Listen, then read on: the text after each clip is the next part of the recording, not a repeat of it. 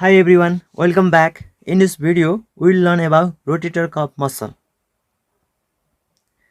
Rotator cuff is also known as musculotendinous cuff. Musculotendinous cuff of the shoulder joint is a fibrous sheath which is formed by four flattened tendons which blend with capsule of the shoulder joint and give support, stability and strength to the joint. So the muscle which form the cuff rise from the scapula and inserted into lesser and greater tubercle of the humerus. Origin of the rotator cuff muscle is from scapula and insertion is into lesser and greater tubercle of humerus. Those muscle forming cuff are subscapularis, supraspinatus, infraspinatus and teres minor. These muscles can be remembered as mnemonics S, I, T, S, sits.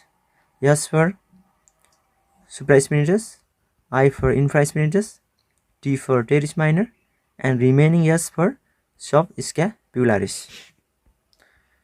So from figure, this is anterior view and this is the posterior view. Greater tubercle and lesser tubercle of humerus, and this is the scapula, clavicle, acromion process, coracoid process, and then this is subscapularis muscle. Origin is from subscapular fossa and inserted into lesser tubercle. And this is spinous process of clavicle, scapula, and supraspinatus muscle originated from supraspinous fossa and inserted into greater tubercle. And this is the infraspinatus muscle, origin from infraspinous fossa and inserted into greater tubercle also. And this is the teres minor. Teres minor is from lateral border of the scapula and inserted into greater tubercle. So supraspinatus muscle origin from supraspinous fossa and insertion into greater tubercle of humerus and innervated by suprascapular nerve. Infraspinatus origin from infraspinous fossa and insertion into greater tubercle. Teres minor origin from lateral border of scapula and insertion into greater tubercle. And subscapular is from subscapular fossa, origin from subscapular fossa and inserted into lesser tubercle. Nerve supply is from supraspinatus supplied by suprascapular nerve, infraspinatus from also suprascapular nerve, teres minor from axillary nerve and subscapularis from upper and lower subscapular nerve. Function of this muscle. Supraspinatus function as initiation of abduction arm to 15 degree at glenohumeral joint. Initiation of abduction of arm up to 15 degree at shoulder joint is done by supraspinatus, and behind this 15 degree to 90 degree is done by deltoid muscle.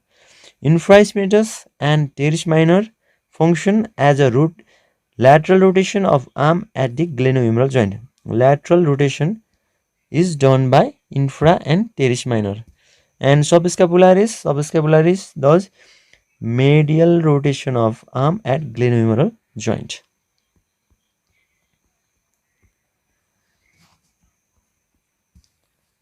The cuff gives strength to capsule of shoulder joint all around except inferiorly. So this explains why dislocation of humerus occur commonly in an antero-inferior direction.